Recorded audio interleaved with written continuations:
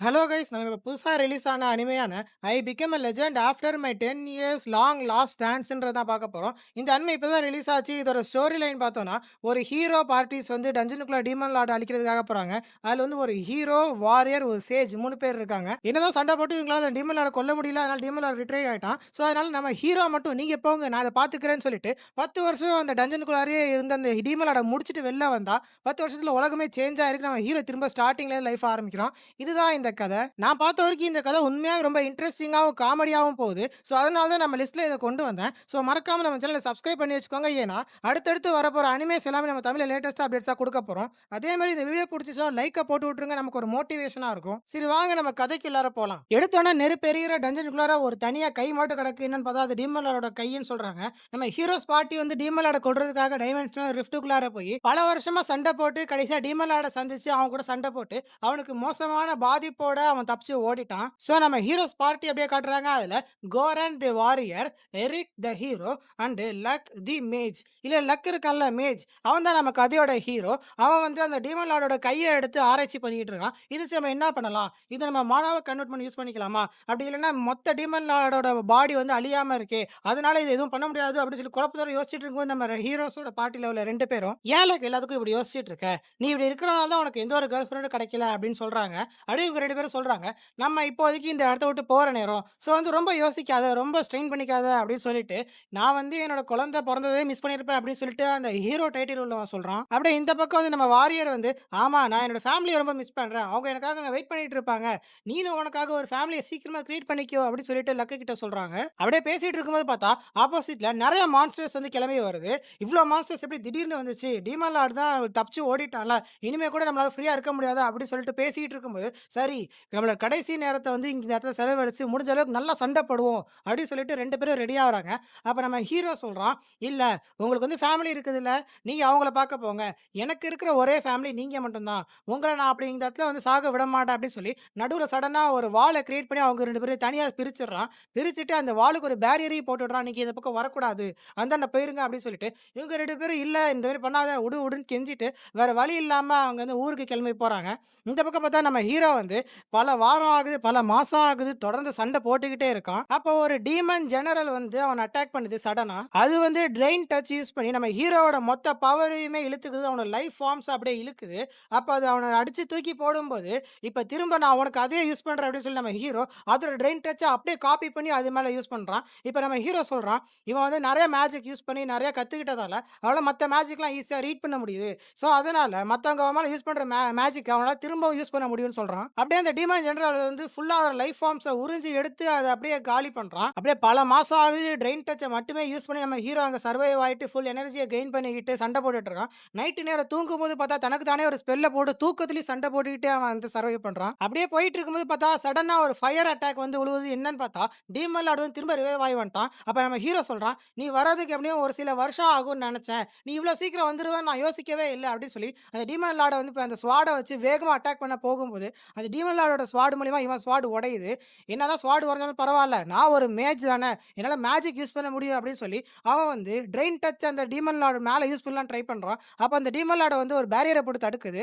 "ஓ! உன்னோட டிஃபென்ஸ் வந்து ரொம்ப அதிகமா இருக்கா? சரி" அப்படின்னு சொல்லிட்டு அவன் வந்து ஹெல் ஃபயர யூஸ் பண்ணி அத அப்படியே எரிக்க ட்ரை பண்றான். அப்படி எரிக்க ட்ரை பண்ணும்போது அதோட மொத்த ஃபோக்கஸும் அந்த ஃபயர் அட்டாக் மேல இருக்கவும், இந்த சைடுல அப்படியே இன்னொரு கையால ட்ரெயின் டச்ச போடுறான். ஸோ ட்ரெயின் டச்ச போட்டு அதோட லைஃப் ஃபார்ம்ஸ உறிஞ்சி எடுத்து, அத அப்படியே ஹெல் ஃபயரா மாத்தி இந்த பக்கம் அட்டாக் போட்டு, மொத்தமா அந்த டீமன் லார்டோட கதைய அந்த இடத்துல முடிக்கிறான்.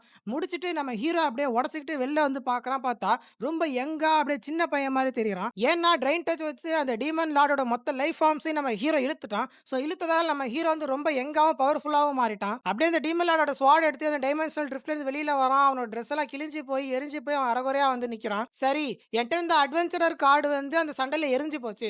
ஸோ நான் கில்டுக்கு போய் புதுசா ஒண்ணு வாங்கிக்கிறேன் அப்படின்னு சொல்லிட்டு அந்த ஊருக்குள்ளார போறான். அப்படியே அவங்க சிட்டிய காட்டுறாங்க. எல்லாம் 10 வருஷத்துல பயங்கரமா டெவலப் ஆயிருக்கு. நம்ம ஹீரோக்கான எத்தனை வருஷம் போயிருக்குன்னே தெரியல. கேபிட்டல் ராயலா இது அப்படின்னு சொல்லிட்டு நேரா இவன் பாட்டுக்கு அசால்ட்டா உள்ளார போக ட்ரை பண்ணும்போது அங்க இருக்கிற காட்ஸ் வந்து யாரா இவன் இப்படி அரைகுறையா போறான்னு சொல்லி கூப்பிட்டு அவனுக்கு ஒரு ட்ரெஸ்ஸை மாட்டி விட்டு உள்ளார அனுப்புறாங்க. பரவாயில்ல காட்ஸ்லாம் நம்மள ரொம்ப நல்லாவே ட்ரீட் பண்றாங்க அப்படின்னு சொல்லிட்டு அவன் சந்தோஷத்தோட சரி நம்ம அடுத்து நம்ம ஃப்ரெண்டு கோரனை பார்க்க போலாம். அதான் அந்த வாரியர் அவனை பார்க்க போலாம்னு சொல்லிட்டு போய் அவனோட வீட்டை பார்க்கறான். ஒரு பெரிய அரண்மனை மாதிரி இருக்கு அதுவே. அப்ப அங்க உள்ள இருக்கிறவன்ட்ட போயிட்டு நான் வந்து கோரனை பார்க்கணும். என்னை உள்ள விடுங்கன்னு சொல்லவும், உங்கள்ட்ட அப்பாயின்மெண்ட் இருக்கா அப்படின்னு சொல்லிட்டு அவன் கேட்கறான். கேட்கறான். என்ட்ட அதெல்லாம் இல்ல. நான் லக் வந்திருக்கேன்னு சொல்லுங்க அப்படின்னு சொல்லவும், அதெல்லாம் முடியாது. அப்பாயின்ட்மென்ட் இல்லாம யாரையும் உள்ள விடமாட்டோம் அப்படின்னு சொல்லிட்டு அந்த ஆள திரும்ப அனுப்பி விட்டுர்றான். சரி நம்ம ஆளு அப்படியே வெளியில வந்து பார்த்தா, நடுவுல ஒரு பெரிய சிலை நிக்குது. யார்ரா அது? இவ்ளோ அழகான மேஜா இருக்காரு. யார் இந்த சிலையில இருக்குது? அப்படின்னு சொல்லிட்டு நம்ம ஹீரோ வந்து அந்த ரோட்ல போறவர கூப்பிட்டு கேட்கறான். அப்ப அந்த போறவரு வந்து இவன பார்த்துட்டு, "இவர பத்தி உங்களுக்கு தெரியாதா? இவ்ளோ பெரிய ஆளு இவரு. இவர பத்தி தெரியாம இருக்கீங்களே!" அப்படின்னு சொல்லிட்டு நம்ம ஹீரோவ மேலேருந்து கீழ வரைக்கும் பார்த்துட்டு, "ஓ! வெளியாளா நீ? உனக்கு இத பத்தி கண்டிப்பா தெரிஞ்சிருக்காது." அப்படின்னு சொல்லிட்டு நம்ம ஹீரோ கிட்ட சொல்றான். இந்த ஸ்டாச்சுல இருக்கிறவர் தான் தி கிரேட் செயின்ட் லக். இவரு தான் 10 வருஷத்துக்கு முன்னாடி டீமன் லார்டு கிட்ட இருந்து நம்மளோட கிங்டம காப்பாத்துனாரு. அதனால இவர நாங்க சிலை வச்சு வழிபட்டுட்டு இருக்கோம் அப்படின்னு சொல்லிட்டு சொல்றாங்க. அப்ப நம்ம ஹீரோவ பார்த்தா, "என்னது லக்கு செயின்ட்டா?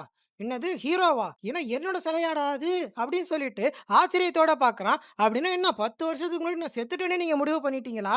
என்னது நான் சண்டை போட்டு 10 வருஷம் ஆகுதா? 10 வருஷமா நான் டஞ்சனுக்குள்ளேயே இருந்திருக்கனா?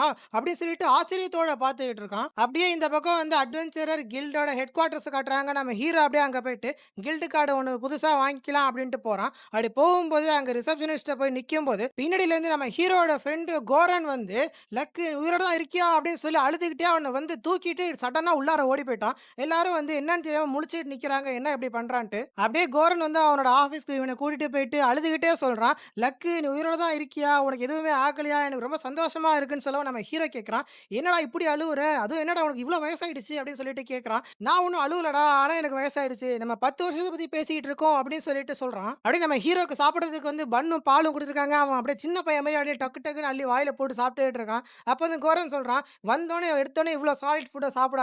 நான் உனக்கு வந்து ரைஸ் கொண்டு வர சொல்றேன்" அப்படின்னு சொல்லிட்டு எடுத்துட்டு வாங்க அப்படின்னு சொல்றான். அப்ப நம்ம ஹீரோ சொல்றான், "நான் 10 வருஷமா உள்ள இருந்தாலும் நான் எதுவுமே சாப்பிடல.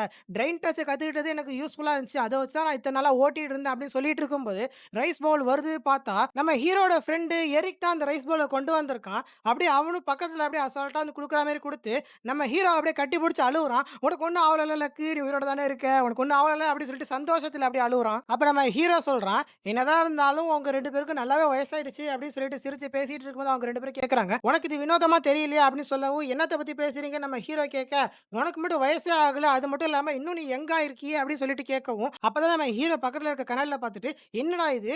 ஒருவேளை டீமன் லார்ட நான் ட்ரெயின் டச் வச்சு கொன்னதால அவனோட லைஃப் ஃபார்ம்ஸ் ஃபுல்லா எனக்கு வந்து நான் இப்படி ஆயிட்டனோ?"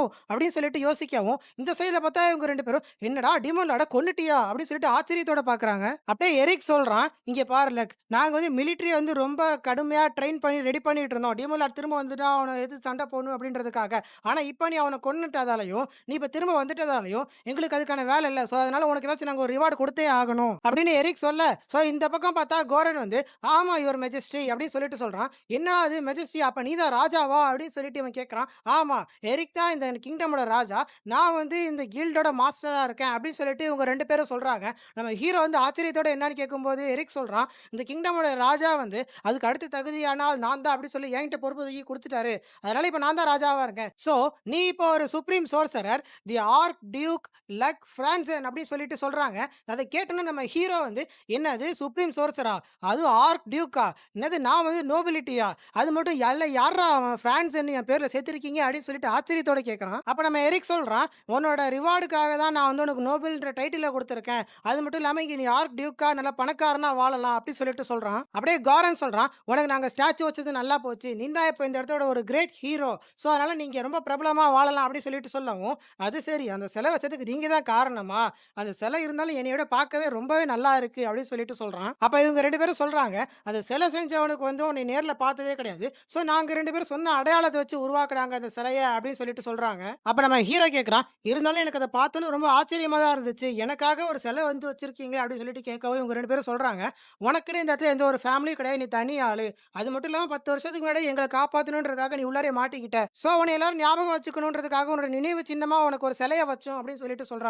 அப்ப நம்ம லக்கி கேட்கறான், "அப்போ நான் செத்து போனோம் இப்ப திரும்ப வந்துட்டேன்னு சொன்னா எல்லாருக்கும் ஏதாச்சும் டவுட் வருமா? பிரச்சனையாகுமோ?" அப்படின்னு சொல்லிட்டு கேட்கவும் நம்ம ஹீரோ சொல்றான், "சரி அந்த சேஜ் வந்து லக் வந்து செத்துட்டதாவே இருக்கட்டும். நான் என்னோட லைஃப் வந்து புதுசா ஆரம்பிக்கிறேன். திரும்ப அட்வென்ச்சரிங்ல ஸ்டார்ட்டிங்ல இருந்து பண்றேன்" அப்படின்னு சொல்லிட்டு சொல்றான். அப்ப காரன் கேட்கறான், "திரும்ப ஃபர்ஸ்ட்ல இருந்து எல்லாத்தையும் ஆரம்பிச்சு பண்ணா நீ லோ லெவல் மான்ஸ்டர் கூட சண்டை போடணும். அது உனக்கு போர் அடிக்காதா?" அப்படின்னு சொல்லி கேட்கவும் நம்ம ஹீரோ சொல்றான், "ஏற்கனவே ஹை லெவல் மான்ஸ்டர்ஸ் நெறைய நான் சண்டை போட்டுட்டேன். அதெல்லாம் எனக்கு கடுப்பா இருந்துச்சு. ஸோ அதனால திரும்பவும் நான் ஃபர்ஸ்ட்லேருந்து ஸ்டார்ட் பண்ணலான்னு இருக்கேன். இந்த தடவ நான் லைஃப்ப என்ஜாய் பண்ணலான்னு இருக்கேன். அப்படின்னு சொல்லிட்டு நம்ம ஹீரோ சொல்ல, அப்படியே இந்த பக்கம் ஒரு அழகான பொண்ணு ஸ்வாட வச்சு ட்ரெய்னிங் பண்ணிட்டு இருக்கிறத காட்டுறாங்க. அதே நேரத்தில நம்ம ஹீரோக்கு காரன் வந்து ஒரு புது கில்ட் கார்ட ரெடி பண்ணி குடுக்குறான். நீ வந்து ஒரு எஸ் ரேங்க் சோர்சரர்ன்றத மறைச்சு, உனக்கு ஒரு எஃப் ரேங்க் வாரியரா இந்த கில்ட் கார்ட் ரெடி பண்ணியிருக்கோம். ஸோ நீ இத வச்சு அட்வென்ச்சரிங் பண்ணலாம். அதுல உன்னோட நேம் வந்து லாக்ன்னு போட்டிருக்கும். உன்னோட ஃபுல் நேம் வந்து லக் லாக் பிரான்சென் அப்படின்னு சொல்லிட்டு சொல்றாங்க. எனக்கு ஒரு மிடில் நேம் வேற நீங்க குடுத்துருக்கீங்களா? அப்படின்னு சொல்லிட்டு நம்ம ஹீரோ அத வாங்கி பார்க்குறான். அப்படியே நம்ம ஹீரோ அங்கேருந்து வெளியில வர, வெளியில இருந்த அந்த கார்டு வந்து, "என்னைய மன்னிச்சிடுங்க லாக். நான் வந்து உங்கள தப்பா நெனச்சுட்டேன்" அப்படின்னு சொல்லிட்டு மன்னிப்பு கேட்கவும், இங்க பின்னாடிலேருந்து இந்த பொண்ணு அவன பார்க்குறா. அப்ப மாஸ்டர் லக் நீங்க எங்க போறீங்கன்னு சொல்லிட்டு அவன் கேட்க, "நான் வந்து கில்ட பார்க்கறதுக்காக போறேன்" அப்படின்னு சொல்லிட்டு சொல்லவும், இந்த சைடுல இவ குறுகுறுன்னு அவன உத்து பார்த்துட்டு இருக்கா. அப்படியே கில்டுக்கு போயிட்டு நம்ம ஹீரோ வந்து, "நான் வந்து காப்ளின் கோஸ்டியூம் எடுத்துக்கிறேன்" அப்படின்னு சொல்லிட்டு கொண்டு போய் குடுக்கவும், அங்க இருக்கிற அந்த ரிசப்ஷனிஸ்ட் வந்து, "நீ வந்து புதுசா வந்திருக்கிற ஆளு. உன்னால இந்த காப்ளின்ஸ்லாம் எதுவும் சண்ட போட முடியாது. அதுவும் நீ எஃப் ரேங்க்ல இருக்க.